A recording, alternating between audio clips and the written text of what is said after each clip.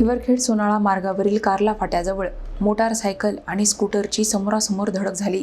या अपघातात जखमी झालेल्या पत्रकार किशोर खडे यांचा अकोला येथे उपचारादरम्यान उशिरा रात्री मृत्यू झाला। अपघातामुळे परिसरात हळहळ व्यक्त होत आहे। हिवरखेड सोनाळा मार्गावरील कार्ला फाट्याजवळ बुधवारी मोटारसायकल आणि स्कूटरची समोरासमोर धडक झाली। या अपघातात सोनाळा येथील पत्रकार किशोर खडे आणि त्यांच्या पत्नी रुपाली किशोर खडे तसेच सौंदाळा येथील संतोष अंदुरकर जखमी झाल्याची माहिती आहे। अपघातानंतर जखमींना हिवरखेड प्राथमिक आरोग्य केंद्रात दाखल करण्यात आले। तेथे प्राथमिक उपचार केल्यानंतर पुढील उपचारासाठी त्यांना अकोला येथे पाठविण्यात आले। मात्र उपचार सुरू असताना पत्रकार किशोर खडे यांचा उशिरा रात्री मृत्यू झाला।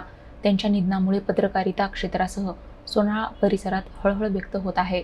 दरम्यान हिवरखेड सोनाळा मार्गावरील खड्डे, धुळीचे साम्राज्य तसेच रस्त्यावरील चढ उतारामुळे हा अपघात झाल्याचे प्रत्यक्षदर्शींनी सांगितले आहे। अपघातानंतर हिवरखेड पोलीस कर्मचारी विनोद खर्डे, सागर मोरे, रोहन ठाकूर आणि आनंद पाटील यांनी जखमींना तातडीने प्राथमिक आरोग्य केंद्रात दाखल केले। अपघाताच्या नेमक्या कारणाचा तपास पोलीस करीत आहेत।